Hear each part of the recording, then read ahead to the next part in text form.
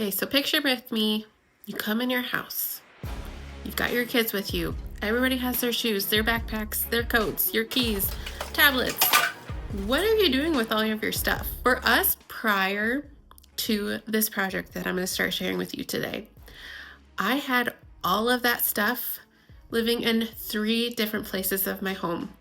Not functional at all. So today's project is, when I say a game changer, I literally mean it was a game changer for our family. Let's dive into it.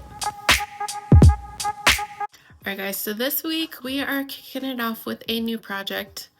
We are back in the living room. If you missed it, I shared previously the living room makeover transformation, but now we are by the garage door, which is honestly like this area of the house is a very high traffic area. I've done a whole video on this space many years ago. You can go back and check it out. We are stepping it up a huge notch. I have entered into this whole DIY era, and I'm really starting to dip my toes into doing some custom builds, all on a budget. So I got pretty creative with this build. I will tell you, this first video is going to be more of a you and I chatting, and then I'll share some stuff off to the side here. Just because, to be real, I was not planning on sharing this on YouTube. I've been sharing stuff on Instagram the last few years, but I am starting to get back into YouTube and I'm so excited. So just bear with me as we progress with these videos. Well, it's just gonna get better and better as we go. We're gonna jump into this project. I have an idea, but it is like the big idea, meaning the one that's going to take a lot of work, but it's going to solve a lot of problems. All right, so I want to run you through kind of the first steps that I do when I am starting with a project, specifically for these custom builds. 1, you got to start with a plan. You have to know exactly what all needs to be stored in this space. So for us, like I said, we needed this to be basically a whole family drop zone. We needed somewhere for shoes, all of our coats, extra winter gear, kids' backpacks, my purse, my husband's hats, our keys. Like literally the list went on and on and on. So I knew I needed to really maximize this storage space for this area. So I started with creating a little sketch. I then taped it out on the wall. I'm a very visual person, so that really helps me when I'm working on projects like this, so I can get the full scale of what it's going to look like. It's very different looking on a piece of paper to actually visualizing it on the wall. So if you need help on figuring out how to scale out projects, I suggest you tape it out. I took it a step further and actually went on my computer and mocked this up. You can do this very easily through utilizing things like Canva. There's a bunch of different programs. I'm starting to dip my toes into some more stuff that hopefully I'll use to show you on some future projects we're working on. But having a visual, having the list, and then secondly, knowing your budget. Budget.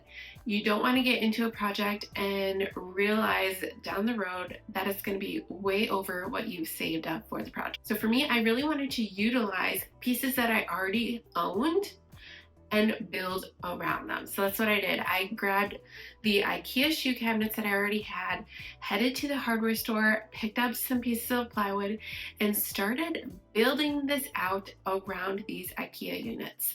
I already had this little bench that was previously in our kitchen and just wanted to try to figure out a way to give us all this extra storage, make this look like a custom build, but use stuff that I already owned. So before you start buying stuff, look around, see what you already have, see what you can utilize, and get creative.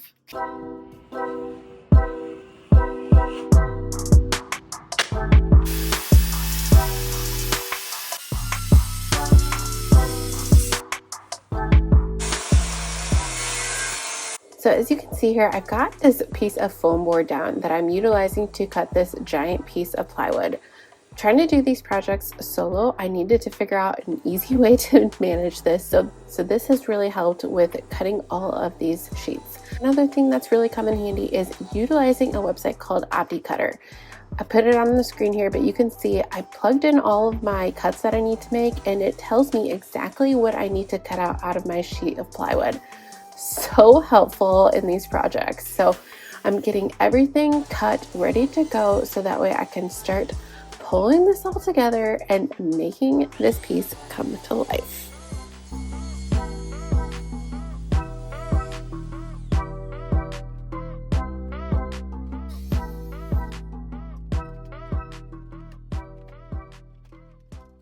All right, we are at the fun part of this project. We are ready to build.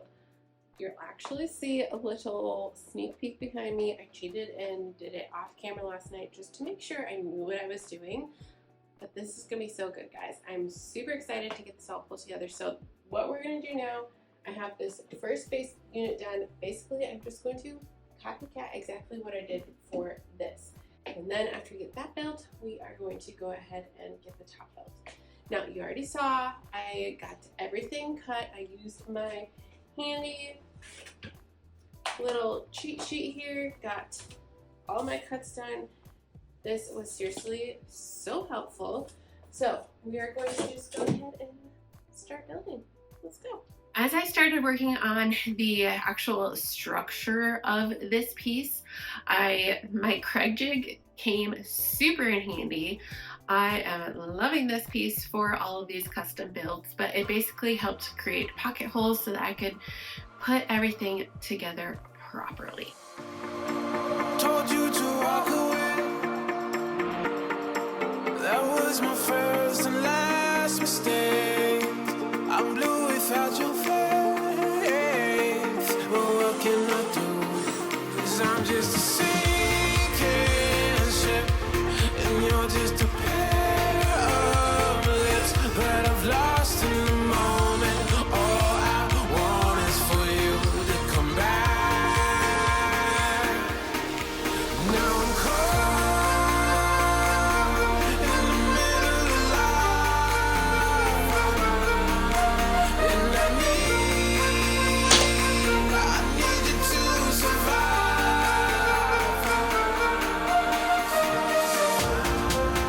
Whoa, I need you to survive. 'Cause without you by my side, I can't survive.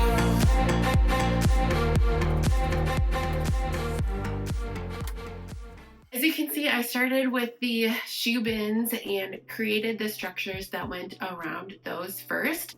Getting those built first was great because that gave me the base structure that I needed in order to put this all together. Once I had those areas put in place, I went ahead and started building the area that's actually above my head right now.